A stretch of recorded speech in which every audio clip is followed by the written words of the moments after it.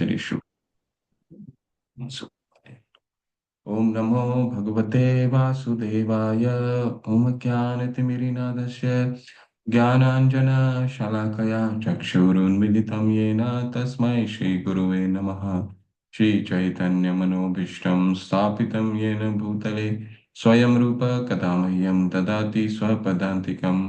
वन्देऽहं श्रीगुरु श्रीयुतपदकमलं श्रीगुरुं विष्णुवांश्च श्रीरूपं सागरजातं सहगना रघुनाथान्वितं सजीवं साद्वैतं सावधूतं परिजनसहिता कृष्णचैतन्यदेवं श्रीराधा कृष्णपादान् सहगना ललिता श्रीविशाखान्वितांश्च नमो विष्णुपादाय कृष्णपृष्ठाय भूतले श्रीमते भक्तिवेदांत स्वामिनिते नामिने नमस्ते सरस्वते देवे गौरवाणी प्रचारिणे निर्विशेष शून्यवादी पाश्चात्य देश तारिणे वाञ्छाकल्पतरुभ्यश्च कृपा सिन्धुभैव च पतितानां पावनेभ्यो वैष्णवेभ्यो नमो नमः।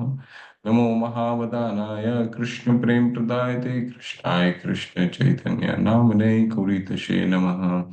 हे कृष्णा करुणा सिंधु दीनबंधु जगतपते गोपेश गोपिकाकांत राधा कांत नमस्तुते। तप्त कांचन गौरांगी राधे वृंदावनेश्वरी वृषभानुसुते देवी प्रणमामि हरिप्रिये। कृष्णा वासुदेवाय देवकी नंदनाय च नंदगोपकुमाराय गोविन्दाय नमो नमः। मुखं करोति वाचालं पङ्गुलङ्घायते गिरिं यत्कृपातमहं वन्दे श्रीगुरुदीनतारणं श्रीपरमानन्दमाधवं श्रीचैतन्य ईश्वरं गुरुवे गौरचन्द्राय राधिका तदालये कृष्णाय कृष्णभक्ताय तद्भक्ताय नमो नमः। जय हो श्री कृष्ण चैतन्य प्रभु नित्यानंद श्री अद्वैत गदाधर शिवाचादि गौर भक्त वृंद। हरे कृष्णा कृष्ण कृष्ण हरे हरे हरे राम राम राम हरे हरे। हरे कृष्ण कृष्ण कृष्ण हरे हरे हरे राम राम राम हरे हरे। हरे कृष्ण कृष्ण कृष्ण हरे राम राम राम हरे हरे। हरे कृष्ण। सभी का हार्दिक स्वागत है। हरे कृष्ण कृष्ण कृष्ण।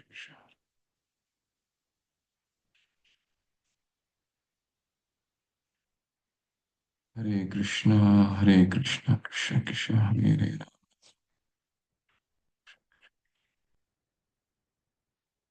हाँ। ओम पूर्णमदः पूर्णमिदं पूर्णात् पूर्णमुदच्यते पूर्णस्य पूर्णमादाय पूर्णमेवावशिष्यते। मेरे साथ म्यूट में ही बोलिए। ओम पूर्णमदः पूर्णमिदं पूर्णात् पूर्णमुदच्यते पूर्णस्य पूर्णमादाय पूर्णमेवावशिष्यते। श्लोक संख्या 2। ईशावास्म इदं सर्वं यत्किंचन जगत्यां जगत् तेन तक्तेन भुञ्जिता मां गृधकस्य शिवधनम्। ईशावास्यमिदं सर्वं यत्किंचन जगत्यां जगत् तेन तक्तेन भुञ्जिता मां गृधकस्य शिवधनम्। हरे कृष्ण कृष्ण कृष्ण हरे हरे हरे राम राम राम हरे हरे।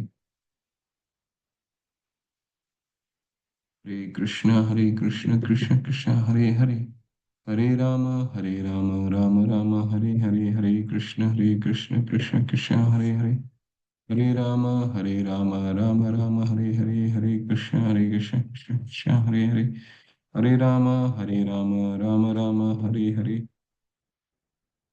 तो आज हम श्लोक संख्या 4 करेंगे। तो अभी तक हमने क्या क्या पढ़ लिया है। श्री श्री राधा गोविंद की जय। श्रील प्रभुपाद की जय। सो 1 से 3 तक हमने क्या पढ़ा है अभी तक। स्वामित्व और भगवान के नियम, यानी कि हम ईश सिद्धांत और उनसे जुड़े हुए उसका पालन और ना पालन करने की परिणाम को हमने देखा। ठीक है। भूमिका भूमिका ने समझाया कि भगवान के व्यक्तित्व पूरी तरह से पूर्ण है, जैसे उनकी शक्तियां हैं। शिल प्रभुपाद टिप्पणी करते हैं कि अपूर्णता के सभी पूर्ण रूप उन पूर्णता के सभी रूप पूर्ण संपूर्ण के अधूरे ज्ञान के कारण। ठीक है। तो ये हमने पहले इस स्तुति कौन सी है। ओम पूर्णमद, भगवान पूर्ण है और उनसे जो भी इकाई निकलती है वो भी पूर्ण होती है। भगवान से इकाई निकलने के पश्चात भी भगवान पूर्ण रहते हैं। ठीक है।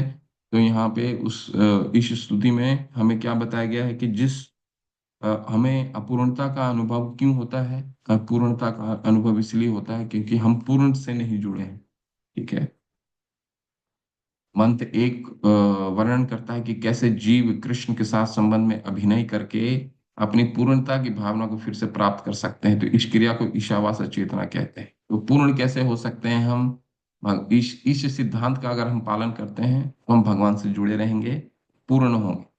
ठीक है। फिर हमें की अपूर्णता का हमें अपूर्णता महसूस नहीं होगी।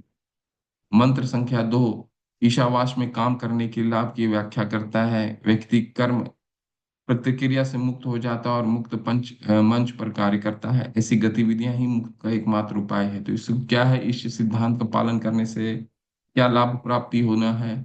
कल हमने पढ़ा, लाभ प्राप्ति एक ही होगा कि जीजी विषेद शतम समा, वो बहुत सैकड़ों वर्ष तक जीने की अभिलाषा कर सकता है। ठीक है। और मंत्र 3 हमें क्या समझाता है? मंत्र 3 हमें उन लोगों के भाग्य की व्याख्या करता है जो भगवान के स्वामित्व को पहचानने में विफल रहते हैं और इसलिए विकर्मिक तरीके से कार्य करते हैं। ठीक है। वो हमारे विश्व भर में ज्यादातर लोग ऐसे ही हैं जो जिसके बारे में ईशोपनिषद क्या बताता है कि अगर वो भगवान की स्वामित्व को स्वीकार नहीं करता है तो वो विकर्मिक तरीके से कार्य करता है और उसका पूरा परिणाम कल हमने देखा। भगवान भगवत गीता में बताते हैं, अधोगच्छन्ति तामसा, ऐसे व्यक्तियों का जो पतन है वो अधोलोकों में होगा। ठीक है। अधोलोक, सबसे नीचे के लोक में उनको कुछ भी प्राप्ति नहीं होगी। जो भी प्राप्त करना चाहते हैं इस जीवन में ही प्राप्ति नहीं होगी, न सुखम न पराम गति, ऐसा करके भगवत गीता 16वें अध्याय में बताता है। ये शास्त्र विधि उत्सृज्य वर्तते काम कारक, अपने मनमानी ढंग से जो काम करते, न सिद्धिम अवाप्नोति न सुखम न पराम गति, ये तीनों चीजें प्राप्त नहीं, सुख कभी भी प्राप्त नहीं हो सकता। नियम को तोड़ना, अगर सरकार की नियम को तोड़ते हैं तो दंडित होते हैं, तो क्या हम इस शरीर जो किसी और का, भगवान का दिया हुआ, उसके नियम को तोड़ेंगे तो हम दंडित नहीं होंगे? बिल्कुल दंड होगा। ठीक है। 4 और 8, अब हम पहला विषय, हमारा पहला टॉपिक ईशावास्य का, ईशोपनिषद का खत्म हो गया, भगवान का स्वामित्व। अब भगवान के साकार रूप 4 से 8 तक हम भगवान के साकार रूप को स्थापित करेंगे। मंत्र 4 बताता है कि ऐसे लोग भगवान की स्थिति को क्यों नहीं समझ पा रहे हैं। वो भौतिक गणना से परे हैं और इस प्रकार तभी जाना जाता है। वो हमने पढ़ लिया। मंत्र 5 इस चर्चा को जारी रखता है कि भगवान के पास अकल्पनीय शक्तियां हैं जो उन्हें उन लोगों के लिए अनजान बनाती हैं जिन्हें वो पसंद नहीं करते। भगवान के अचिंत्य शक्ति के बारे में वर्णन आएगा और वो अमूढ़ व्यक्ति के बारे में वर्णन आएगा जो भगवान को नहीं पहचानते। और मंत्र संख्या 6 में व्यक्ति की दृष्टि का वर्णन किया गया है जो हर जगह कृष्ण को देख सकता है। महाभागवत है ना, विद्या विनय संपन्ने ब्राह्मणी गवि हस्तनी शुनि चैव शपाके च पंडिता दर्शिना, सब में देखता है। शिव भागवतम में 11वें की 12वें स्कंद में क्या आता है कि महाभागवत सबको दंडवत प्रणाम करता है, चाहे वो गाय हो चाहे वो वृक्ष हो, सबको प्रणाम करता है। कल मैं मंदिर में साक्षात कृष्ण परम पूज्य कृष्णानंद प्रभु का लेक्चर में सुना। वो बताते हैं, उन्होंने कल बताया कि 11वें स्कंद में श्रीमद् भागवतम में ये कहा गया कि महाभागवत होते हैं वो सबको प्रणाम करता है क्योंकि सब में ईश्वर के अंश को देखता है। और ये भगवान ने तो ये 5वें अध्याय में ही कह दिया है कि चाहे वो पंडित हो, कुत्ता हो, चंडाल हो, वृक्ष हो, गाय हो, सबको वो दंडवत करता है क्योंकि उसको मालूम है ये जो शरीर है वो क्या है, वो कपड़े के समान है। तो वो हर जन्म में जैसा जैसा हम कर्म करते हैं वैसा वैसा ये कपड़ा मिलता जाता है। छठा, ये हमें बताएगा 7वां महाभारत की चेतना का वर्णन करना जारी रखता है जिसे मंत्र 6 में पेश किया गया था। और मंत्र 8 में भगवान के कुछ गुणों का वर्णन किया गया है जैसा कि मंत्र 6 7 में वर्णित महाभागवत द्वारा उन्हें जाना जाता है। बहुत सुंदर व्याख्या आने वाली है। अगले 8 श्लोक बहुत सुंदर होने वाले हैं, 5, 6, 7, 8। पहले तो ईश सिद्धांत हमने पढ़ लिया। अब ईश सिद्धांत से रिलेटेड, ईश सिद्धांत से संबंधित हम चेतना के बारे में भगवान को कैसे समझ सकते हैं। ठीक है। मंत्र संख्या 4। अनेजुदेकं मनसो जवीयो नैन देवा आप्नुवन् पूर्वमर्षत् तद्धावतो अन्यानतेति तिष्ठत् तस्मिन्नपो मातरिक्ष्वा ददाति। मेरे साथ पढ़िए। अनेजुदेकं मनसो जवीयो नैन देवा आप्नुवन् पूर्वमर्षत् तद्धावतो अन्यानतेति तिष्ठत् तस्मिन्नपो मातरिक्ष्वा ददाति। अनेज देख, स्थिर, एकम एक, मनसा मन की अपेक्षा, जबीय अधिक तेज, ना नहीं, एनत यह परमेश्वर, देवा इंद्र जैसे देवता, आपनुवन पहुंच सकते हैं, पूर्वम समक्ष, हर्षात तेजी से चलते हुए, तत् वे भावत दौड़ने वालों को, अन्यान दूसरे, अत्यति अतिक्रमण कर जाता है, तिष्ठत एक स्थान पर रहते हुए, तस्मिन उनमें, वर्षा, मातरिक्ष्वा वायु तथा जल के देवता, दधारती पूर्ति करते हैं। ठीक है। बहुत भगवान की अचिंत्य शक्ति देखिए कैसे है। अनुवाद में क्या कह रहे हैं। अपने धाम में स्थिर रहते हुए भी भगवान मन से अधिक वेगवान है। मन का वेग को आपको अभी बताना है। मन का वेग क्या है, इसका मतलब क्या हुआ। अपने धाम में स्थिर रहते हुए भगवान मन से अधिक वेगवान है और अन्य समस्त दौड़ने वालों को पीछे रख सकते हैं। शक्तिशाली देवता उन तक नहीं पहुंच पाते। एक स्थान पर रहते हुए भी वे वायु तथा वर्षा की पूर्ति करने वाले देवताओं को वश में रखते हैं। वे श्रेष्ठता में सबसे आगे हैं। मैया अगधक्षेण प्रकृति सूयते सचराचरम हेतु नानेन कौन्तेय जगत विपरिवर्तते। भगवान 9वें अध्याय में कहते हैं कि कि ये सारी दृश्य जगत जो है मेरी अध्यक्षता में कार्य करती है। वो कैसे कार्य करती है वो देखिए। ठीक है। यहाँ क्या बता रहे हैं देखिए। यहाँ पे दो विरोधाभास आ रहा है। क्या आ रहा है, अपने धाम में स्थिर रहते हुए भी भगवान मन से अधिक वेगवान हैं। यानी कि देखिए, एक स्थान पर स्थन्यकृत लेकिन हवा और बारिश को नियंत्रित करना, ये सब विरोधाभास अगले 2 श्लोकों में ये विरोधाभास आपको नजर आएगा। यह मंत्र बहुत स्पष्ट रूप से बताता है कि परम सत्य अंततः पूर्ण व्यक्ति हैं, अन्यथा उनकी व्यक्तिगत विशेषताओं के समर्थन में इतने सारे विवरणों का उल्लेख करने की आवश्यकता नहीं होती है। भगवान हर जगह हैं। तो कई लोग बोलते हैं ना कि भगवान निराकार हैं। ये श्लोक जो है, आगे के 4 श्लोक जो है, कल मैंने आपको क्या बताया था, ईशोपनिषद हम क्यों पढ़ते हैं। ईशोपनिषद इसलिए पढ़ते हैं कि उपनिषद मुख्य ग्रंथ होता है वेदांतियों का, यानी निर्विशेषवादियों का, जिसके द्वारा भगवान की निराकार वाद को वो निराकार पक्ष को वो रखते हैं। वो मानते हैं कि भगवान निराकार हैं क्योंकि उपनिषद कह रहे हैं। अभी उसी उपनिषद में से हम भगवान के साकार रूप को स्थापित करेंगे। इस ये श्लोक में क्या कहा जा रहा है, अनेज देकम मनसो जवीयो। मनसो जवीयो का क्या मतलब है, वो चलता नहीं है, चलता है लेकिन सबसे तेज है। ठीक है।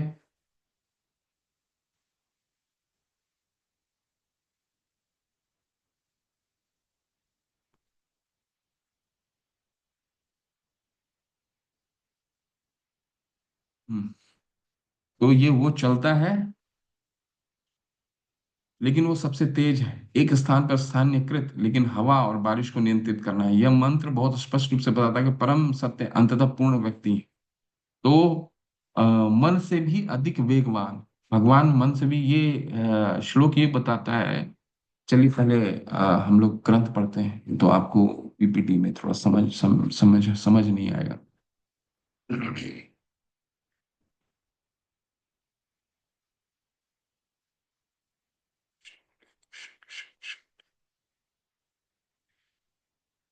हरे कृष्ण कृष्ण कृष्ण हरे हरे, हरे राम राम राम हरे हरे।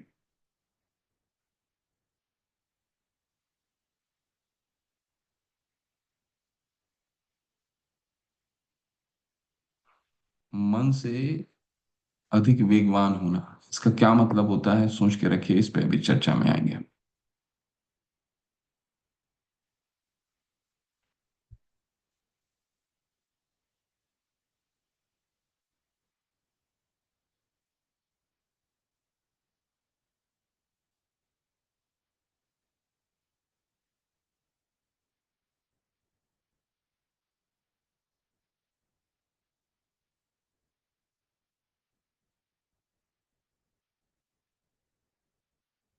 कीजिए कोई लेंगे, ठीक है।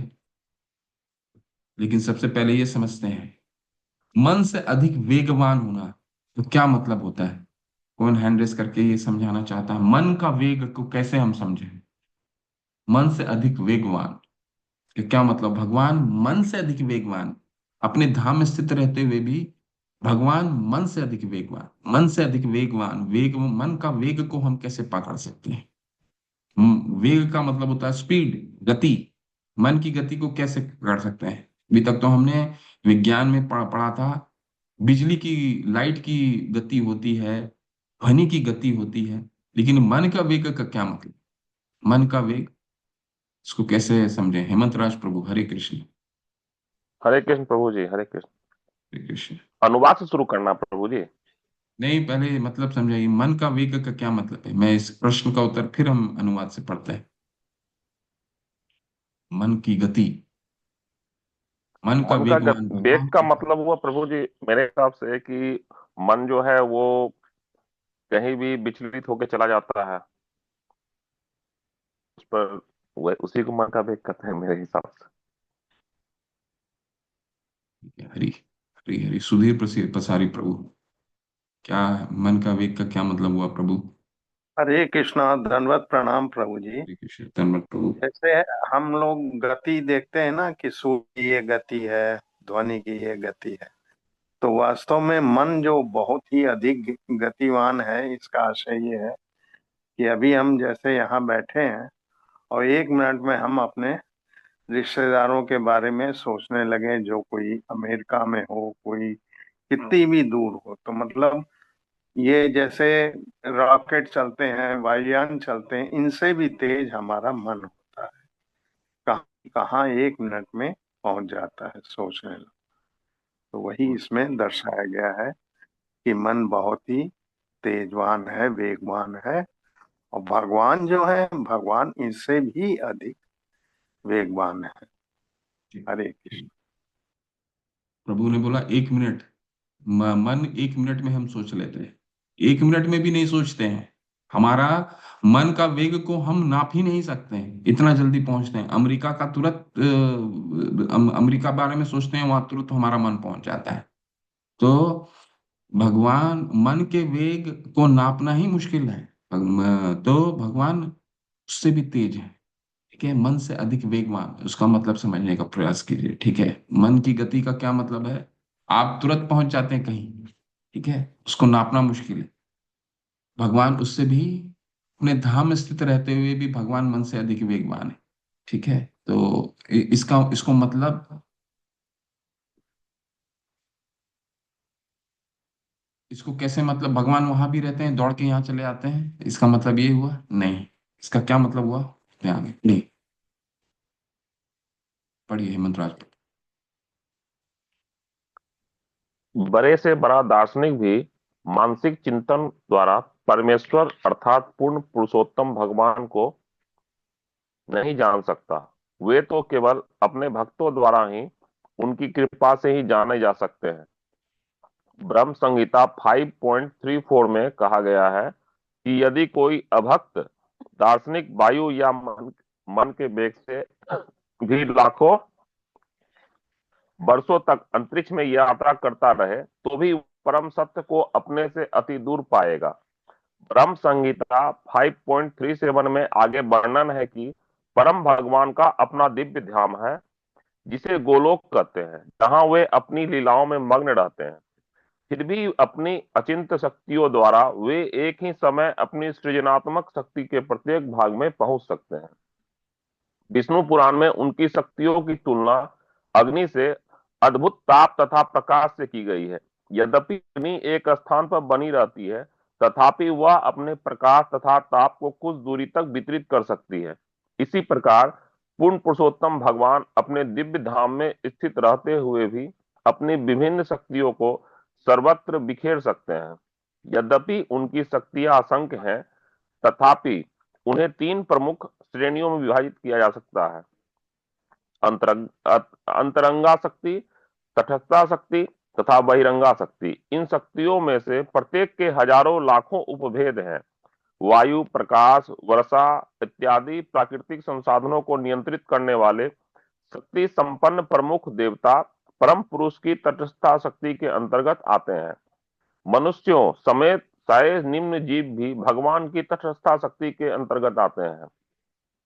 यह भौतिक जगत भगवान की बहिरंगा शक्ति की सृष्टि है और आध्यात्मिक आकाश या ईश्वर का धाम उनकी अंतरंगा शक्ति का प्राकट्य है।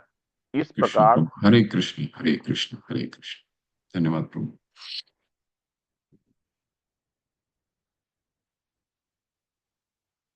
ब्रह्म संहिता 5:34 कहा गया कि यदि कोई अभक्त दार्शनिक भी वायु या मन के वेग से लाखों वर्ष तक यात्रा करते रहे तो भी वह परम सत्य को अपने से अति दूर पाएगा।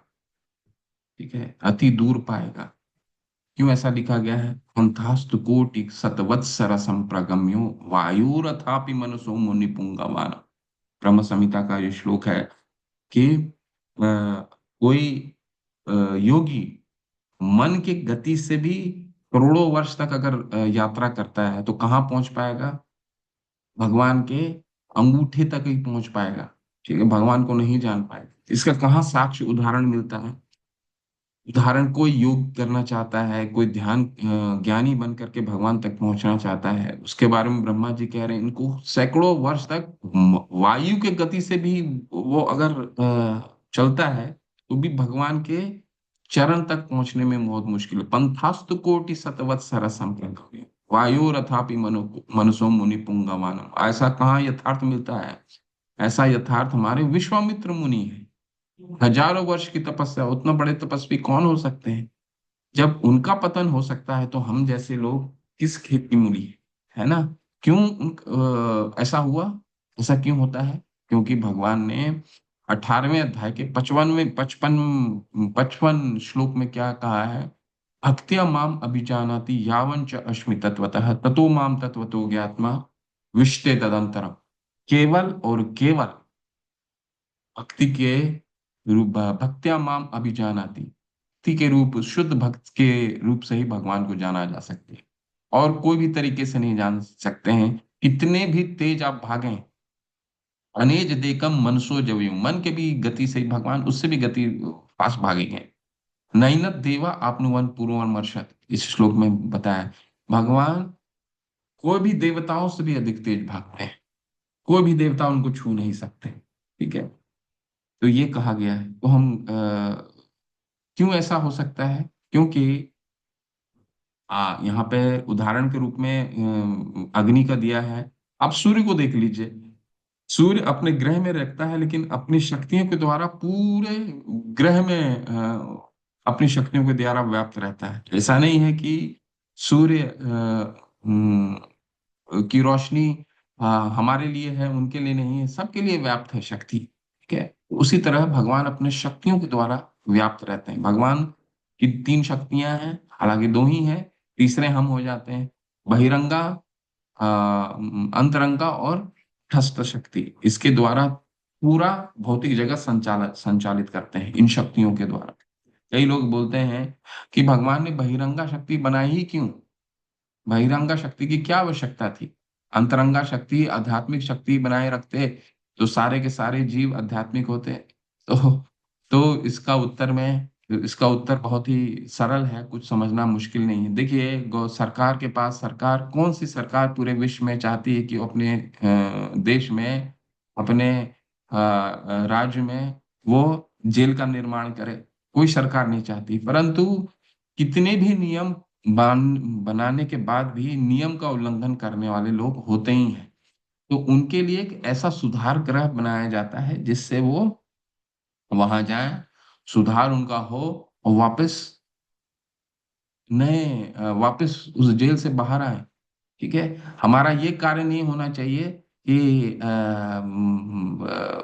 जेल में ऊपर फर्स्ट फ्लोर में, जेल के फर्स्ट फ्लोर में अगर एसी लगा हुआ है तो नीचे वाला जो क्या नाम है ना, कैदी है, वो बोलेगा नहीं मेरे को ऊपर में शिफ्ट कर दिया, मैं जीवन भर सुखी रहूंगा। नहीं, उसको जेल से बाहर निकलने के लिए प्रेरित करती है सरकार। ठीक उसी तरह बहिरंगा शक्ति, जो पूरे विश्व, बहिरंगा शक्ति भगवान क्यों बनाते हैं? क्योंकि उससे हम सीख सकें और हम अ, उस शक्ति के देवी गुणमयी, देवी ही ऐसी गुणमयी मम माया दुरत्य, इसको पार करना मुश्किल है। ठीक है। परंतु भगवान इसीलिए शास्त्र देते हैं, गुरु देते हैं, ताकि हम उनका हाथ थामे और पार करें।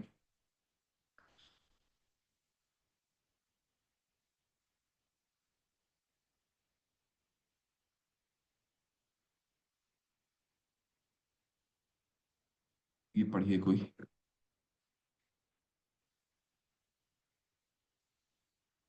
हरे कृष्ण। विमला माता, हरी हरी हरी। हरे कृष्ण प्रभु जी, सादर प्रणाम। भगवत गीता में 10.2 में भगवान कहते हैं कि उन्हें बड़े बड़े ऋषि तथा सुरगण भी नहीं जान पाते। तो फिर उन असुरों के विषय में क्या कहा जाए जिसके लिए भगवान की गतिविधियों को समझने का प्रश्न ही नहीं उठता। यह चौथा मंत्र स्पष्ट कर देता है कि परम सत्य अंततः परम पुरुष है, अन्यथा उनके साकार रूप के समर्थन में इतनी विविधता का उल्लेख करने की कोई आवश्यकता न होती। यद्यपि भगवान की शक्तियों के प्रत्येक अंश में साक्षात भगवान के सारे लक्षण रहते हैं, लेकिन उनका कार्यक्षेत्र सीमित रहता है, अतएव वे सभी तरह से सीमित होते हैं। अंश कभी भी पूर्ण के समकक्ष नहीं होता, अतएव ये अंश भगवान की पूरी शक्ति को समझ नहीं सकते। भौतिक प्रकृति के वशीभूत होकर प्रभु जी थोड़ा ऊपर करें।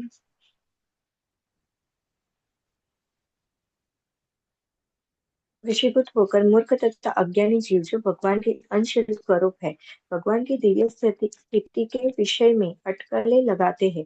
श्री ईशोपनिषद मानसिक चिंतन द्वारा भगवान की पहचान स्थापित करने के प्रयासों की व्यर्थता के प्रति चेतावनी देता है। मनुष्य को वेदों जैसे सर्वोत्कृष्ट से भगवान के अध्यात्म तत्व को सीखने का प्रयत्न करना चाहिए, क्योंकि दिव्यता का पूर्ण ज्ञान केवल भगवान को ही है। हरे कृष्ण। हरे कृष्ण हरे कृष्ण। धन्यवाद, बहुत सुंदर है। तो हमने पहले पिछले अनुच्छेद में भी देख लिया कि जब ब्रह्म संहिता का श्रील प्रभुपाद हमें उदाहरण देते हैं कि ब्रह्म संहिता में भी बताया गया है कि ब्रह्मा जी भी कहते हैं कि वायु के गति से भी तेज अगर कोई योगी अपने मन को दौड़ाता है तब भी सैकड़ों वर्ष तक, तब भी भगवान के पंथास्तु कोटि शतवत्सरा, शतवत्सरा बहुत साल, करोड़ों वर्ष दौड़ाता है, शतवत्सर संप्रगम्य वायुरथापि मनुषो मुनि पुंगवानम। तो वो सिर्फ भगवान के अंगूठे तक ही पहुंच पाता है, उससे दूर नहीं पहुंच पाता है। और ब्रह्मा जी तो छोड़िए, भगवान स्वयं ने, कृष्ण ने स्वयं ने कहा ना वे विदुम स्वर्ग ना मैं विदु स्वर्गा नाम ना चम महर्षि। 10वां 2 में क्या कहा है? ना मैं विदु स्वर्गाना, ना कोई महर्षि मुझे पहचान सकते हैं, मेरे तक जान सकते हैं, ना ही ना विदुम ना ते विदुम स्वर्गाना महर्षि न च सर्वशः हम आदि देवाना। ठीक है। सिर्फ ना ही कोई देवता भगवान को समझ सकते हैं। तो ये चौथा मंत्र, मुख्यतः चौथा मंत्र हमें क्या सिखा रहा है? चौथा मंत्र का सिखाने का यही मुख्यतः ये हमें सिखा रहा है कि भगवान निराकार नहीं है। ठीक है। भगवान साकार है। क्यों भगवान, अगर भगवान निराकार है तो कहने का मतलब भगवान अपूर्ण हो गया ना। भगवान अगर निराकार है, भगवान की कोई साकार रूप नहीं है, तो भगवान तो अपूर्ण हो गए। लेकिन यहाँ ये मन तो निर्विशेषवादी यही नहीं समझ पाते कि भगवान तो पूर्ण है। ओम पूर्णमदः पूर्णमिदम, भगवान पूर्ण है मतलब उनका साकार रूप भी है, उनका उनसे निकला हुआ निराकार रूप भी है। केवल निराकार नहीं है, निराकार उनका एक पक्ष है। जिसके जिसको 14 अध्याय के 27वें श्लोक में बताया गया है कि भगवान का निराकार पक्ष जो ज्योति है वो भी भगवान के शरीर से निकली हुई है। ठीक है। तो निराकार पक्ष एक अपूर्ण पक्ष है, साकार पक्ष पूर्ण पक्ष है। ठीक है। ये श्लोक हमें समझा रहा है। अगले श्लोक में भी हम इसी पे चर्चा जारी रखेंगे। ठीक है। बहुत अच्छा। ये पढ़िए, इसके बाद फिर हम अगले श्लोक में जाते हैं। अगला श्लोक में भी यही चर्चा है, बहुत सुंदर चर्चा है। तो हैंड रेज करके पढ़िए। सुभद्रा माता, हरे कृष्णा। हरे कृष्णा, दंड प्रणाम प्रभु। क्योंकि हाँ, सारी बोलिए। शक्ति भगवान से प्राप्त होती है, अतएव प्रत्येक शक्ति का उपयोग भगवान की इच्छा पूरी करने में ही करना चाहिए, अन्य किसी कार्य के लिए नहीं। भगवान ऐसी विनीत सेवा की मनोवृत्ति वाले व्यक्ति द्वारा जाने जा सकते हैं। पूर्ण ज्ञान का अर्थ है भगवान के सभी लक्षणों को जानना, उनकी शक्तियों को जानना, और यह जानना कि ये शक्तियां उनकी इच्छा से किस प्रकार कार्य करती हैं। ये बातें भगवान के द्वारा भगवत गीता में वर्णित हैं, जो समस्त उपनिषदों का सार है। हरे कृष्ण। हम्म। तो भगवान ने तो भगवत गीता में बोल ही दिया, फिर भी भगवत गीता में लोग भगवान को नहीं समझ पाते हैं। भगवान जब कहते हैं कि सर्वधर्मान परित्यज्य माम एकम शरणम प्रजा, तो भगवान को अगर समझना है तो भगवान सबसे पहला कंडीशन, सबसे पहली हमारी ये योग्यता बोलते हैं, बताते हैं कि सबसे पहले मेरे पास आओ, फिर मैं बात करूंगा आगे। क्या बात, सबसे पहली योग्यता क्या है? सबसे पहली योग्यता है कि मेरे शरण में आओ, फिर मैं समझाऊंगा तुम्हारी क्या निराकार पक्ष और साकार पक्ष क्या है। जब तक हम शरणागति नहीं होंगे, पूर्ण रूप से भगवान में के भगवान पे पूर्ण शरणागति नहीं होते हैं, तक भगवान के निराकार और साकार पक्ष को हम नहीं समझ पाएंगे। ठीक है। तो सबसे पहला योग्यता क्या है? कि भगवान की शरणागति हो। क्योंकि सारी शक्ति भगवान से प्राप्त होती है, अतएव प्रत्येक विशेष शक्ति का उपयोग भगवान की इच्छा पूरी करने में करना चाहिए, अन्य किसी कार्य के लिए नहीं। भगवान ऐसी विनीत सेवा को मनोवृत्ति वाले व्यक्ति द्वारा जाने जा सकते हैं। पूर्ण ज्ञान का अर्थ है भगवान के सभी लक्षणों को जानना, उनकी शक्तियों को जानना, और यह जानना कि ये शक्तियां उनकी इच्छा से किस प्रकार कार्य करती हैं। ये बातें श्री भगवान ने के द्वारा भगवत गीता में वर्णित है, जो समस्त उपनिषदों का सार है। गीता सुगीता कर्तव्य किमन्य शास्त्र विस्तर है। गीता अपने आप में सभी उपनिषदों का सार है, फिर दूसरे शास्त्र की क्या आवश्यकता है? ये गीतोपनिषद में कहा गया है सुगीता गीता कर्तव्य किमन्य शास्त्र विस्तर है। क्यों ऐसा है? क्यों दूसरे शास्त्र को हमको नहीं पढ़ना है? अगर गीता ही सभी उपनिषदों का सार है तो हम इतने शास्त्र क्यों पढ़ते हैं? तो उसके बारे में दूसरे लाइन में क्या बताया गया है? गीतोपनिषद में बताया गया है कि या स्वयं पद्मानभस्य अमृत पद्मावदिनी श्रिता, यानी कि जिसके बारे में हम जानने का प्रयास कर रहे हैं उसी ने भगवत गीता बोला है। बाकी के जितने ग्रंथ हैं या तो उनके शिष्य ने बोला है या उनके भक्तों ने बोला है। भक्तों और शिष्य नहीं, भक्तों ने ही बोला है। ठीक है। तो गीता इसीलिए सब उपनिषदों का सार है। मान लीजिए उदाहरण के रूप में आपके बारे में कोई जानना चाहता है, तो कौन कौन लोग बता सकते हैं? आपके रिश्तेदार बता सकते हैं, आपके बच्चे बता सकते हैं, आपकी पत्नी बता सकती है, आपका पति बता सकता है। ठीक है, आप ये 3-4 लोग बता सकते हैं। लेकिन सबसे श्रेष्ठ आपके बारे में कौन बता सकता है? आप स्वयं ही बता सकते हैं ना, किन बारे में। इसलिए भगवत गीता सब उपनिषदों का सार है। क्योंकि बाकी जितने भी शास्त्र हैं वो तो उनके रिलेटिव्स ने बताए हैं, उनके भक्त ने बताए हैं, देवताओं ने बताए हैं। लेकिन भगवान का क्या है? यह स्वयं पद्मानभस्य मुक्त पद्मावदिनी श्रुता, उन्होंने स्वयं बोली है ये बात को भगवत गीता। इसलिए भगवत गीता सभी सर्व उपनिषदों गावो दुग्धा गोपाल नंदना, गीता उपनिषद में दूसरा श्लोक आता है, सभी उपनिषदों का सार है। ठीक है। तो हम लेकिन उसको समझने के लिए हम और भी शास्त्र का अध्ययन करते हैं, तब हम वाणी का। इसलिए भगवत गीता को इतना कोट क्यों करते हैं हर जगह शिला प्रभुपाद, कि हम बार बार, ऐसा कोई सिद्धांत नहीं है जो भगवत गीता में हमने नहीं पढ़ा।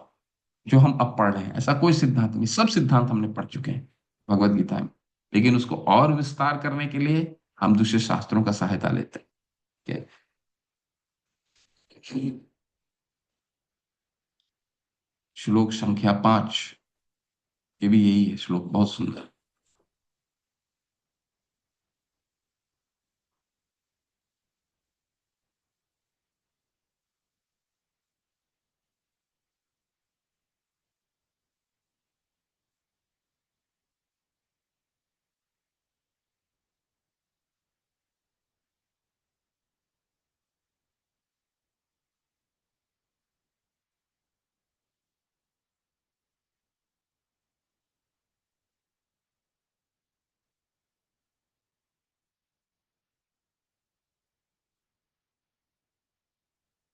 श्लोक संख्या 5,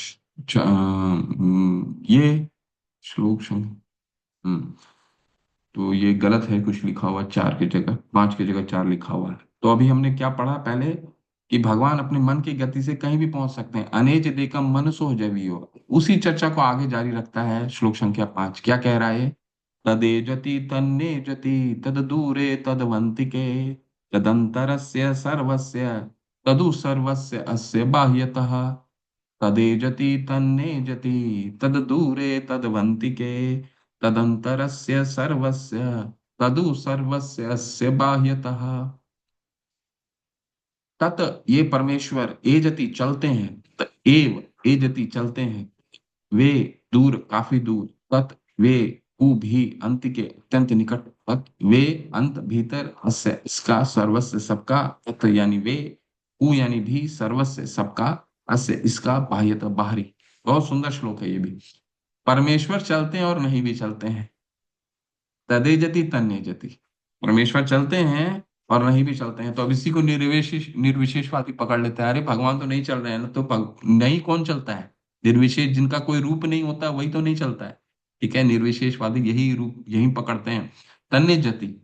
ठीक है, परमेश्वर चलते हैं और नहीं भी चलते हैं, वे बहुत दूर हैं और लेकिन अत्यंत निकट में भी है। ठीक है, बहिर्निर्सिंगा हृदय निर्सिंगा नरसिंगमदिं शरणं प्रपदे। ठीक है, भगवान बाहर भी हैं, भगवान अंदर भी हैं। ठीक है, तो ये बहुत लोगों को लगता है क्या है, विरोधाभास है। ठीक है, ये बाहर भगवान एक ही जगह तो हो सकते हैं, या अंदर हो सकते हैं, बाहर हो सकते हैं। अरे भगवान सब जगह हैं, जब सब जगह है तो अंदर भी रहेंगे, बाहर भी रहेंगे ना। हम सर्वस्व प्रभो मत्त सर्वम प्रवर्तते इति मता भजवन्ते मां उदा भाव समन्विता।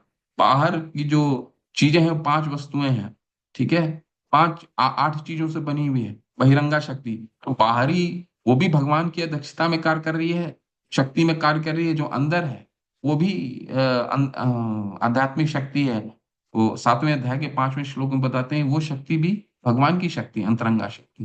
तो दोनों शक्तियां जब भगवान की हैं, तो भगवान तो अपने शक्तियों से हर जगह व्याप्त है। सूर्य की रोशनी तो हर जगह है। ठीक है, बाहर भी है, आपके घर के अंदर भी है। ठीक, तो भगवान अपनी शक्तियों से हर जगह व्याप्त है। तो इसमें कहाँ से विरोधाभास है कि भगवान चल रहे हैं और नहीं भी चल रहे हैं? भगवान तो धाम में भी हैं और यहाँ भी हैं। वे सबके भीतर हैं और फिर भी वे सबके बाहर भी हैं। ठीक है, तो ये वही चर्चा को जारी रखता है। 3 विरोधाभास बयान, चलते हैं नहीं भी चलते हैं, बहुत दूर है लेकिन पास भी है, अंदर और बाहर। इस विरोधाभास को हमें समझना है। कैसे समझें? एक एक श्लोक आता है, बहुत सुंदर श्लोक है। वो श्लोक पहले रोकते हैं, इसके बाद इसको समझते हैं। एक श्लोक है भागवतम में, परम पूज्य राधा गोविंद महाराज बहुत सुंदर से समझाते हैं उस श्लोक के। श्लोक कहता है कि सकृत सकृत यदंग सकृत यदंग प्रतिमा अंतराहिता मनोमयी मनोमयी भागवतीम मनोमयी भागवतीम ददौ गतिम। कहने का क्या मतलब है? सकृत यदंग प्रतिमा अंतराहिता मनोमयी मनोमयी भागवतीम ददौ गतिम। सकृत यदंग प्रतिमा, सकृत का मतलब होता है कोई एक बार भी भगवान यदंग, अंग का मतलब है भगवान का अंग, प्रति अंग, ठीक है, भगवान का हाथ, भगवान का पैर, भगवान का मुख, अंग, सकृत यदंग, प्रतिमा, उसको प्रतिमा के रूप में भी, प्रतिमा मतलब विग्रह, जो हम अपने मंदिरों में होते हैं, जो हम घर में लेकर आते हैं, प्रतिमा, अगर उसको हम प्रतिमा के रूप में भी बना बना दें, सकृत यदंग प्रतिमा अंतराहिता, मनोमयी, मनोमयी भागवतीम मनोमयी भागवतीम ददाउ गतिम, अगर उसको हमने भगवान की प्रतिमा को, अगर भगवान की प्रतिमा को हम एक बार भी मन से उनको प्रणाम कर लेते हैं, एक बार भी मन से हम प्रणाम कर लेते हैं, तो हमें ददो भगवता भागवतीम ददो गतिम, तो भगवान का धाम प्राप्त होता है, यानी भागवतीम ददो गतिम। अब सोचिए, भगवान का ये अघासुर, अघासुर का जब असुर, जो अघासुर असुर था, जब बाल गोपाल के साथ गए थे, वो कथा मान बहुत लोगों को मालूम होगा आपको। अघासुर जो था कंस के द्वारा भेजा हुआ असुर था, भगवान और उनके उनको गोपाओं को खत्म करना चाह रहा था। सांप के रूप में आया बड़ा सा, और मुंह खोला, और भगवान उसके अंदर गए और उसको मार दी।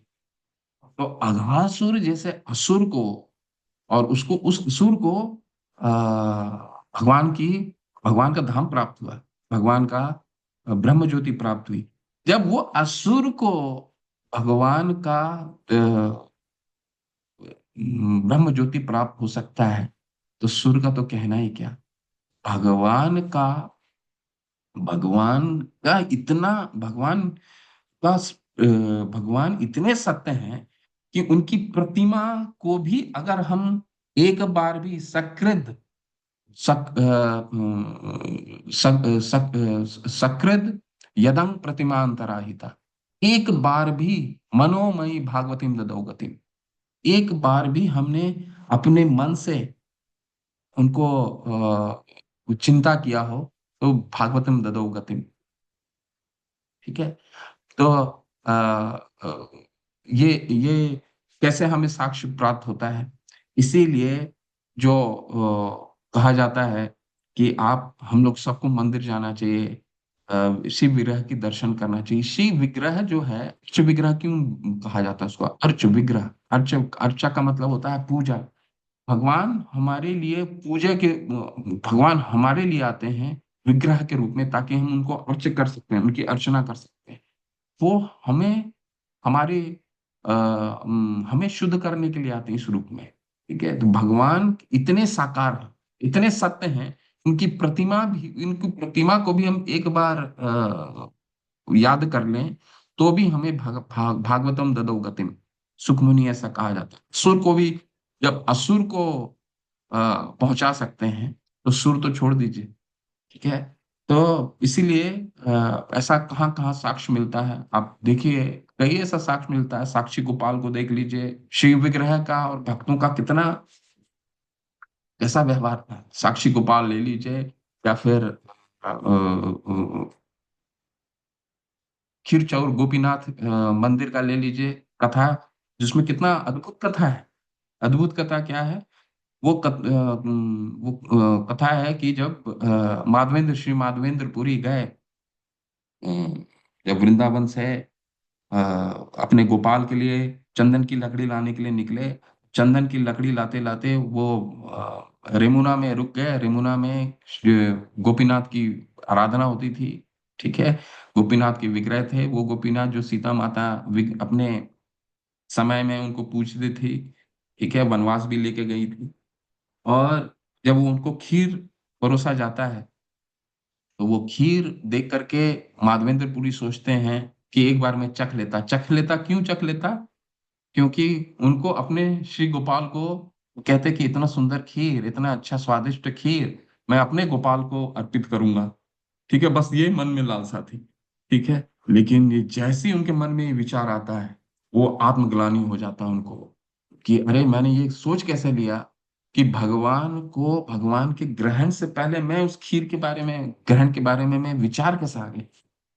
तो देखिए, भगवान के अर्च और भगवान के व्यवहार में किस तरह भगवान कितने सत्य हैं। अर्च के रूप में भी व्यवहार भक्त के मन को पढ़ लेते हैं। अर्च के रूप में गोपीनाथ ने पढ़ लिया, गोपीनाथ ने पढ़ लिया तो जो, और वहां से माधवेंद्रपुरी निकल गए मंदिर में आत्मग्लानि होकर के, और एक पेड़ के जाकर के नीचे बैठ गए और अपनी आत्मग्लानि से भगवान का नाम का स्मरण करने लगे। उसी रात को उस गोपीनाथ के पुजारी को सपने में भगवान श्री विग्रह खुद आए, बोले कि देखो, मेरा एक भक्त भूखा बैठा हुआ है, मैंने एक खीर जो है, खीर का एक हांडी वो छुपा के रखा है, तुम उनको जाके दे दो।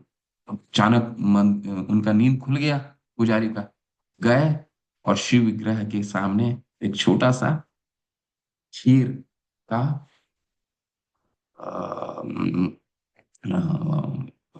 खीर का वो प्रसाद पड़ा हुआ था, और वो मंदिर में वो पुजारी जा करके माधवेंद्रपुरी को उन्होंने दिया। तो ऐसा कई साक्ष्य है।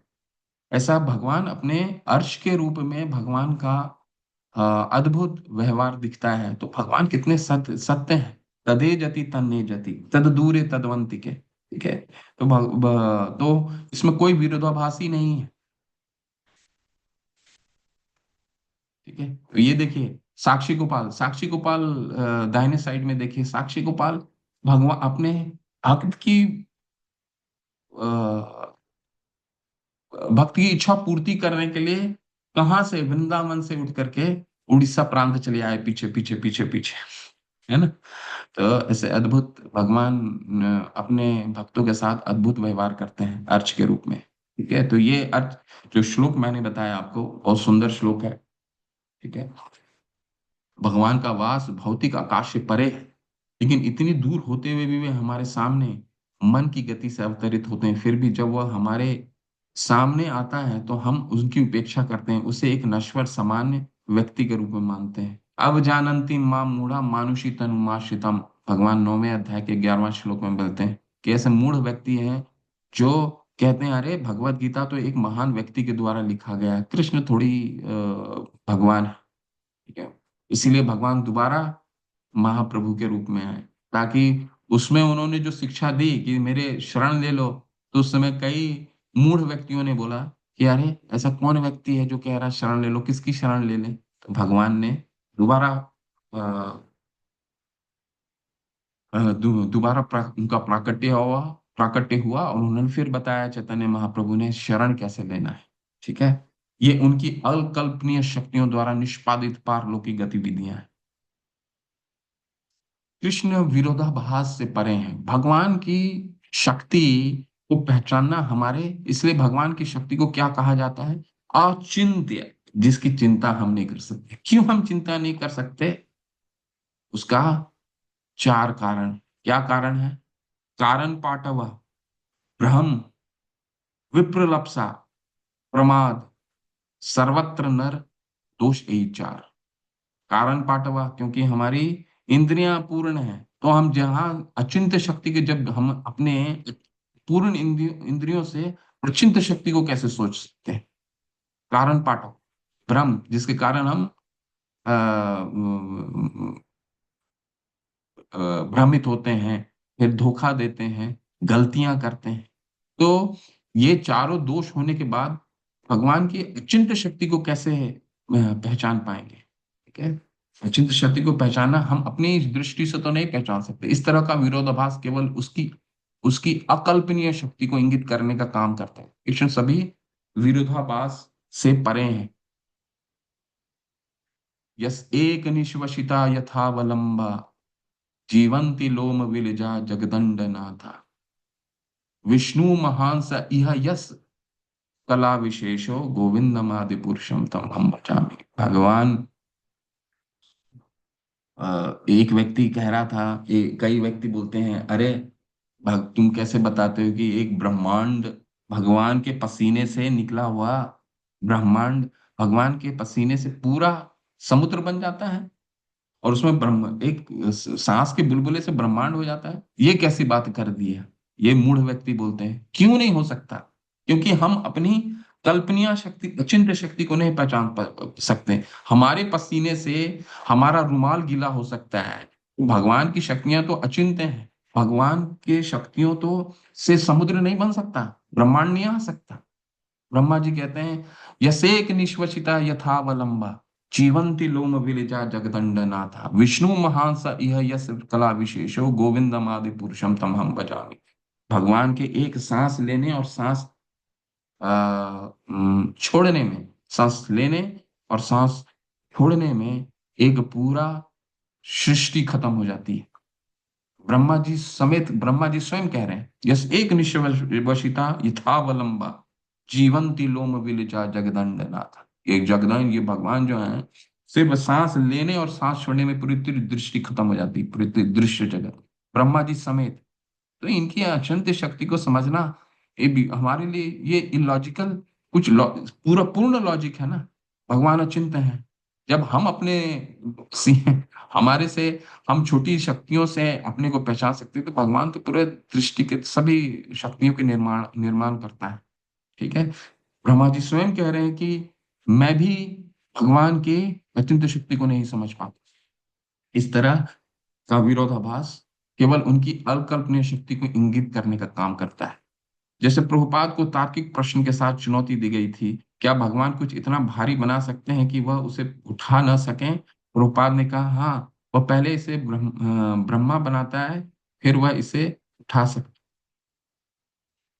ठीक है। ये बहुत सुंदर है कि मैंने आपको उदाहरण के रूप में समझा दिया कि प्रभुपाद जी को भी एक प्रश्न आया था कि कैसे आप कहते हैं कि अम, भगवान पूरे ब्रह्मांड का, सिर्फ सांस के बुलबुले से एक ब्रह्मांड निकल जाता है। ब्रह्मांड की वो ब्रह्मांड जिसको मनुष्य अभी तक पूरा गिन भी नहीं पाया, जान भी नहीं पाया है, ऐसा कई बुलबुले भगवान क्रिएट कर देते हैं क्या एक सांस छोड़ने से? ऐसा एक डिवोटी ने भगवान प्रभुपाद से पूछा। प्रभुपाद ने बोला, इसको समझना कौन सा मुश्किल है? तुम्हारा पसीने से एक रुमाल गीला हो जाता है, तो भगवान एक समुद्र नहीं बना सकते, एक ब्रह्मांड नहीं बना सकते? कौन सा मुश्किल? अपनी सीमित ज्ञान कोश के साथ हम इस तरह के अंतर विरोधी को समायोजित नहीं कर सकते। इसलिए हम अपनी सीमित समझ की शक्तियों के संदर्भ में भगवान की कल्पना करते हैं। यानी मायावाद स्कूल अवैतिक को स्वीकार करता है और व्यक्तिगत विशेषताओं का अस्वीकार करता है। भगवान स्कूल पूर्ण गर्भधान, व्यक्तिगत और प्रधान। एक मिनट, ये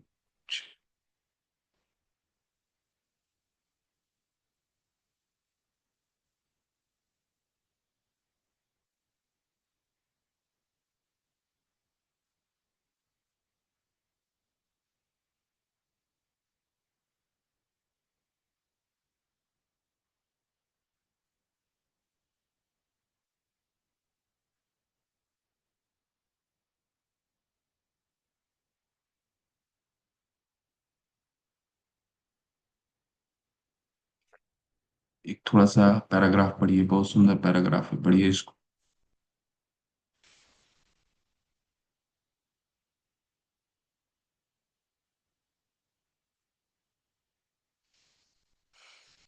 अनुराधे गुप्ता, पढ़िए।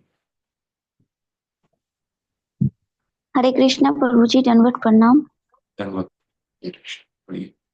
चिंतनीय शक्तियों से पूर्ण होने के कारण भगवान किसी भी माध्यम से हमारी सेवा स्वीकार कर सकते हैं और वे अपनी विभिन्न शक्तियों को अपनी इच्छा अनुसार रूपांतरित कर सकते हैं।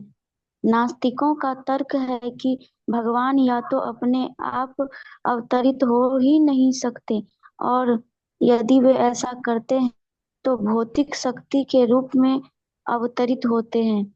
यदि हम भगवान की अचिंतनीय शक्ति के अस्तित्व को मान ले तो यह तर्क निरस्त हो जाता है।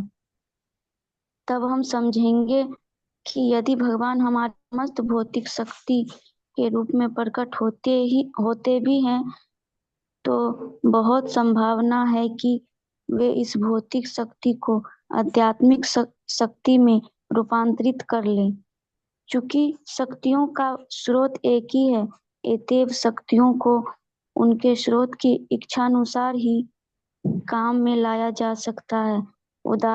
उदाहरणार्थ भगवान अर्चा विग्रह में अर्थात मिट्टी, पत्थर या लकड़ी के बने देवता के स्वरूप में प्रकट हो सकते हैं। लकड़ी, पत्थर या अन्य पदार्थ के बने ये अचर्चा विग्रह मूर्तियां नहीं है, जैसा कि मूर्ति भंजक तर्क करते हैं। भौतिक जगत की हमारी वर्तमान अपूर्ण अवस्था में हम अपूर्ण दृष्टि के कारण परमेश्वर को नहीं देख पाते, किंतु जो भक्त उन्हें भौतिक दृष्टि के द्वारा देखना चाहते हैं, उन पर अनुग्रह करके भगवान अपने तथाकथित भौतिक रूप में प्रकट होकर अपने भक्तों की सेवा स्वीकार करते हैं। हमें यह नहीं समझना चाहिए कि ऐसे भक्त जो भक्ति की निर्मलतम अवस्था में हैं, किसी मूर्ति की पूजा करते हैं। वस्तुतः वे भगवान की पूजा करते हैं, जो उनके समक्ष ऐसे उपगम्य रूप में प्रकट होने के लिए सहमत हो गए हैं। जिस तक सबकी पहुंच हो सके, न ही अर्चा स्वरूप को पूजक की सनक के अनुसार गढ़ा जाता है।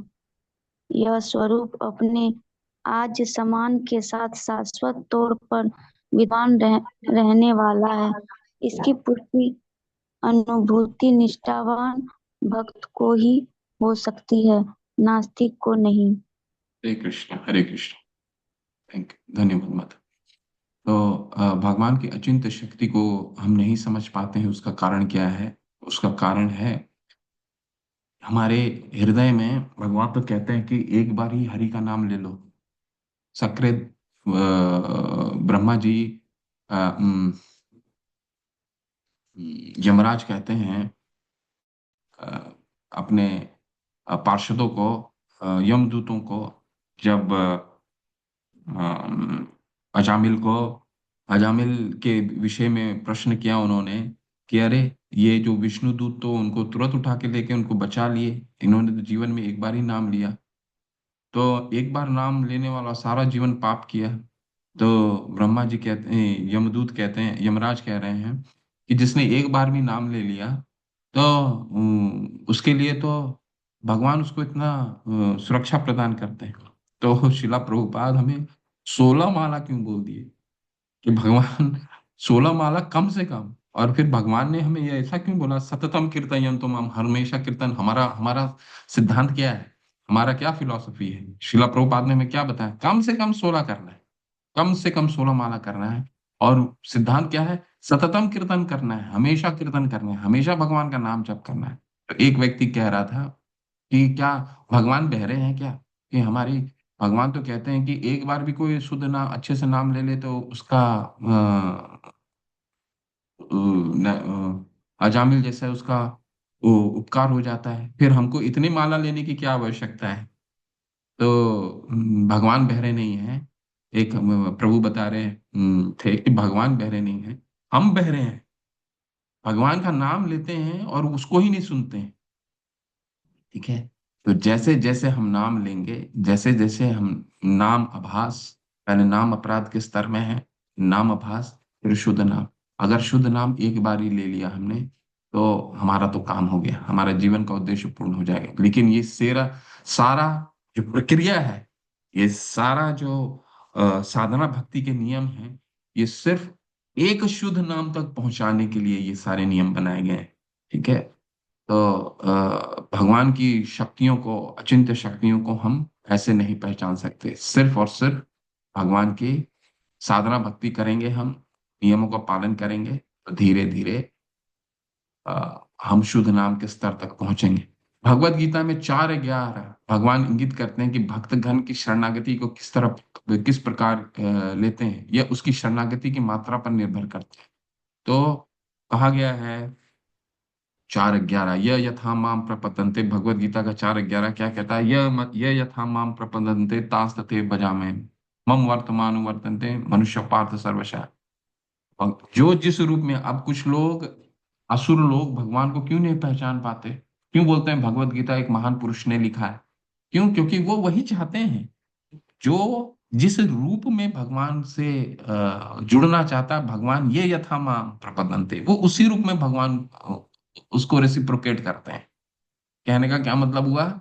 कंस भगवान को यमराज के रूप में देखता था, तो भगवान ने उनको यम का ही रूप दिखाया उसको। तो मूर्ख लोग, जो मूढ़ लोग होते हैं, भगवान को नहीं समझना चाहते हैं, भगवान उसको वही देते हैं। ना हम प्रकाश सर्वस्य योग माया समावृता, अपने योग माया से इनके इनके आगे वो अंधेरा छा जाता है। ठीक है। अब दुर्योधन के आगे तो अंधेरा ही छा गया ना। क्यों? क्योंकि भगवान ने ही वैसा चाहा, क्योंकि वही चाहता था। वो भगवान से द्वेष करता था। तो जब भगवान के विराट रूप, भगवान ने अपने विराट रूप को दिखाया, अ, अ, जब संधि सभा में गए भगवान, विराट रूप को दिखाया, तब भी वो भगवान को क्या कहा, ये तो मायावी है। तो वो समझ नहीं पाते।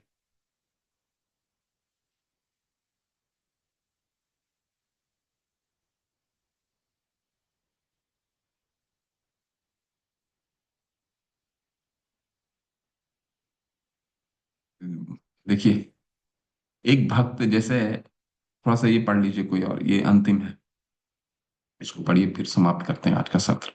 बहुत सुंदर है। भक्त और उनका व्यवहार, भगवान और उनका व्यवहार। देखिए, जगन माता, आप पढ़िए। हरे कृष्ण प्रभु जी। हरि हरि हरे कृष्ण।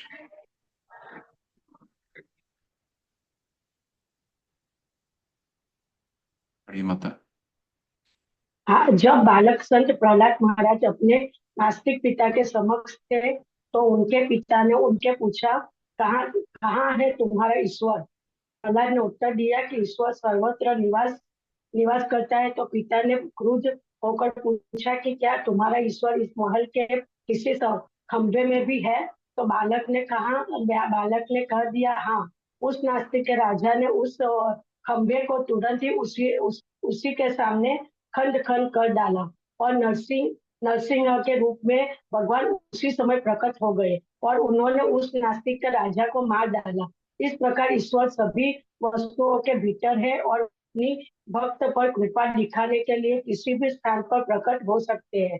भगवान नरसिंह उस इच्छा से प्रकट हुए थे। कोई नास्तिक भगवान को प्रकट होने का आदेश नहीं दे सकता, लेकिन भगवान अपने भक्त के ऊपर कृपा, थोड़ा ऊपर खींचे ना प्रभु जी।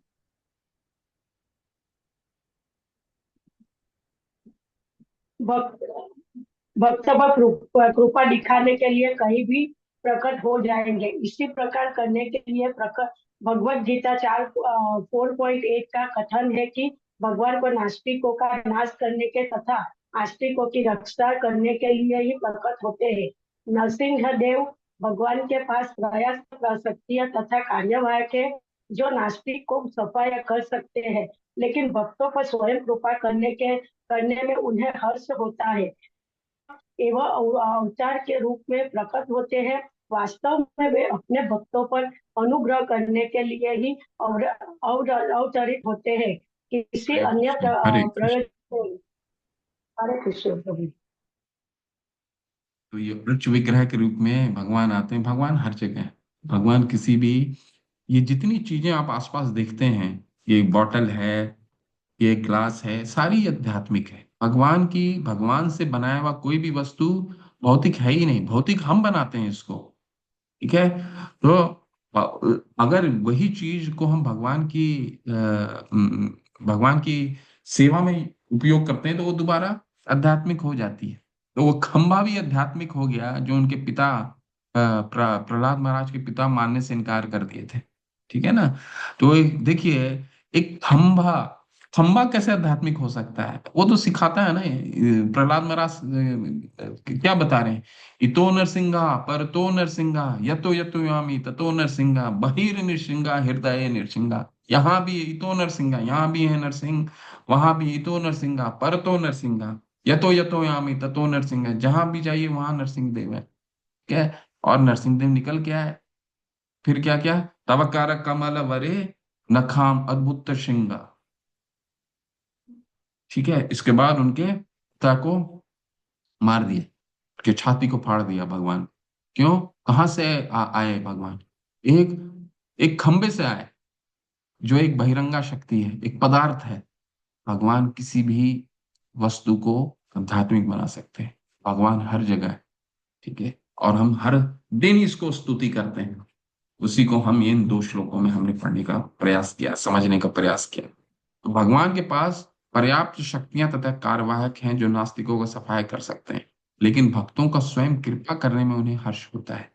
अतएव वे अवतार के रूप में प्रकट होते हैं, जो अर्च विग्रह हैं, हमारे लिए भगवान आते हैं। ठीक है, अगर हम ऐसे कई साक्ष्य देखते हैं। हमने आज एक उदाहरण से आपको समझाया कि माधवेंद्र पुरी का उदाहरण है। कई साक्ष्य हैं, गोविंदनाथ का कई साक्ष्य हैं, हमारे अर्च विग्रह के रूप में आते हैं, जो भक्तों के साथ व्यवहार करते हैं। ठीक है ना? हरे कृष्णा। तत्व तो यह है कि इसके भीतर तथा बाहर ईश्वर के अतिरिक्त कुछ भी नहीं है। प्रत्येक वस्तु उनकी विभिन्न शक्तियों का प्राकट्य है। जिस तरह अग्नि से ताप तथा प्रकाश उद्भूत होते हैं, इसी तरह उनकी विभिन्न शक्तियां हमें एक रूपता है।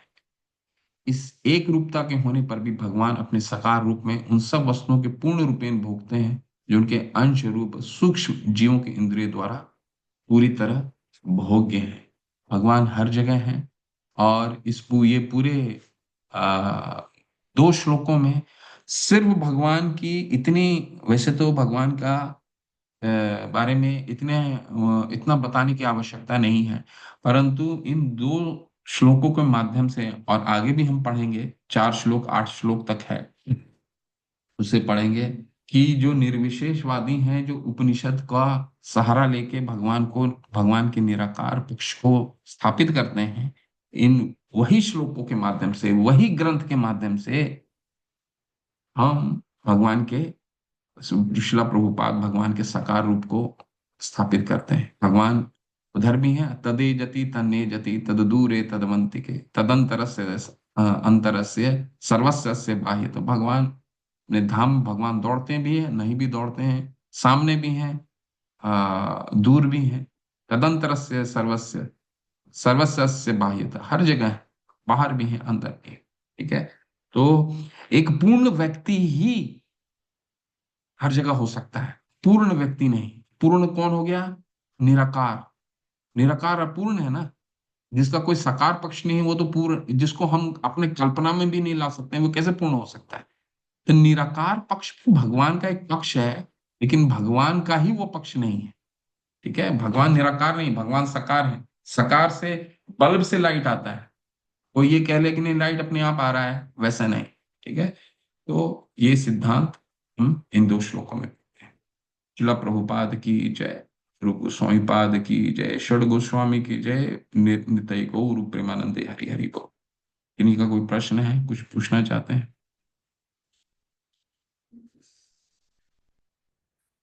जी प्रभु, डॉक्टर आदित्य कर जी प्रभु।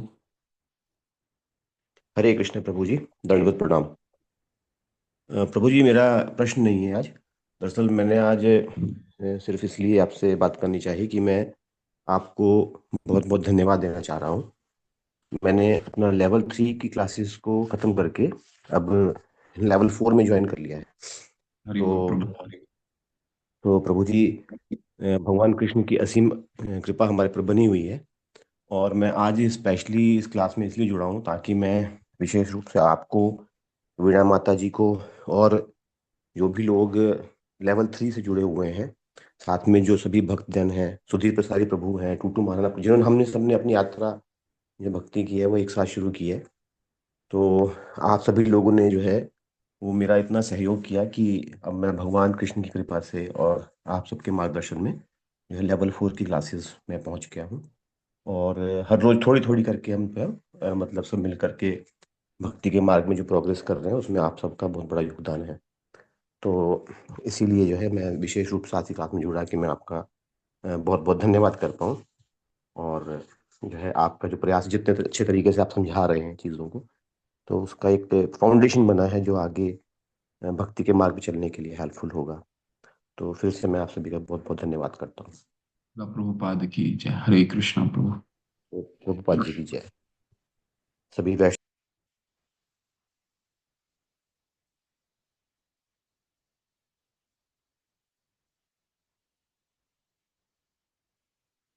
और किन्हीं का कोई प्रश्न है? अरुण अरुण अनुराधे गुप्ते, आपका क्या प्रश्न था माता? आपने हैंड रेस किया था जी। हरे कृष्णा प्रभु जी, मैं साकार और निराकार अच्छे से नहीं समझी सर। साकार का मतलब होता है जो आप देखते हैं उसको साकार बोलते हैं, फिजिकल। और निराकार, जो कई पंथ के लोग आपने देखा होगा कि वो भगवान के निराकार पक्ष को मानते हैं। निराकार पक्ष भगवान है ही नहीं। आपने देखा होगा ना, कई कई लोग जो है पंथ में लिखा रहता ओम, ओम लिख करके उसी में बस भगवान का, वो भगवान के कई पंथ के लोग हैं, जो कई धर्म के लोग हैं, जो भगवान के साकार मूर्ति पूजन, खासकर मूर्ति पूजन को जो नहीं मानते, उनको निर्विशेषवादी बोला जाता है। ठीक है, कि भगवान तो सिर्फ उनका क्या कहना कि भगवान मूर्तियों में सीमित थोड़ी है, वो कहते हैं। तो भगवान तो हर चीज में है ना। मूर्तियों जो अर्श विग्रह हैं, जो अर्श विग्रह को नहीं मानता है वो निराकारवादी होता है। जो अर्श को मानता है वो सकारवादी होता है। ठीक है माता, बहुत ही सिंप्लीफाई वे में, बहुत ही सरल भाषा में आपको मैंने समझा दिया। धन्यवाद प्रभु जी, समझ आ गई।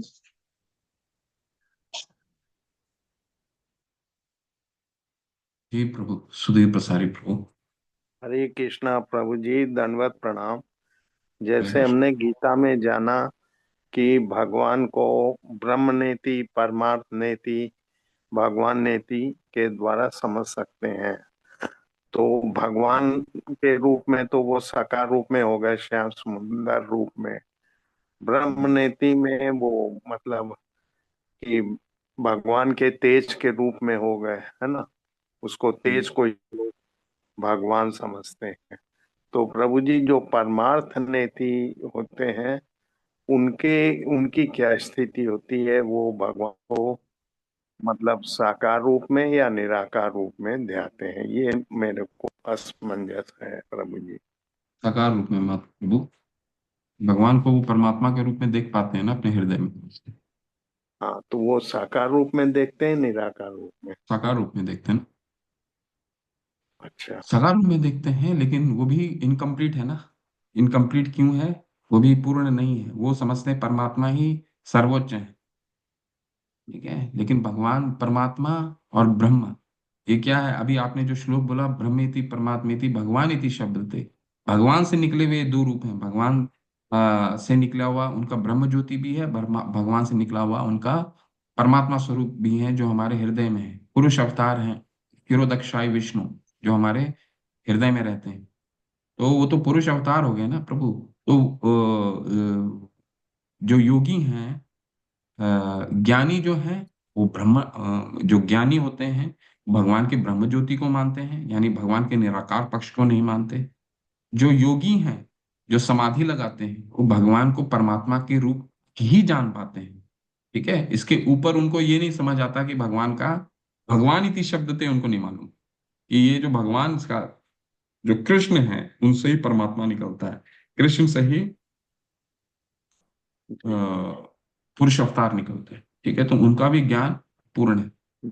तो वो भी भगवान को साकार रूप में मानते हैं, लेकिन भगवान को पूर्ण रूप में नहीं जान पाते। भगवान इति शब्द नहीं जानते हैं वो। ठीक है। जी, धन्यवाद प्रभु जी।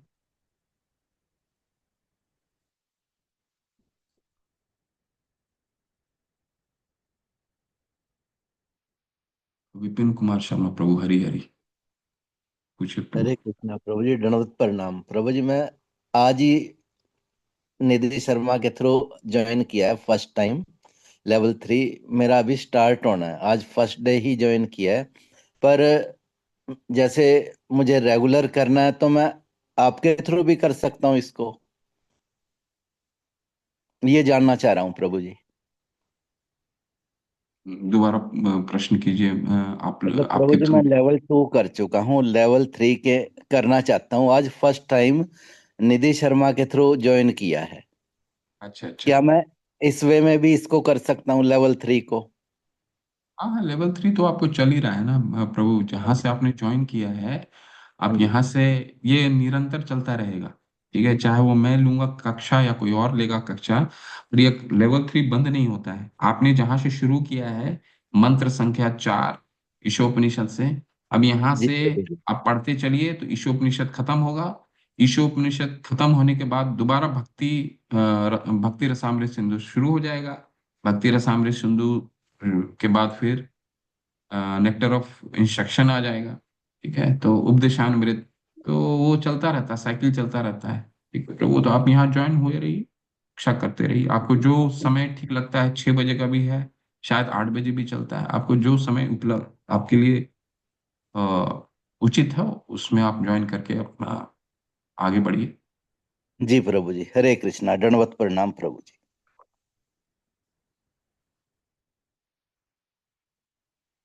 ठीक है, और किसी का कोई प्रश्न तो नहीं है? चलिए फिर, वाञ्छाकल्पतरुभ्यश्च कृपा सिंधु एव च पतितानां पावनेभ्यो वैष्णवेभ्यो नमो नमः। अनंत कोटि वैष्णव वृंद की जय, श्रील प्रभुपाद की जय। निताई गौर प्रेमानंदे, हरि हरि हरि बोल, हरे कृष्ण। सभी को हरे कृष्ण।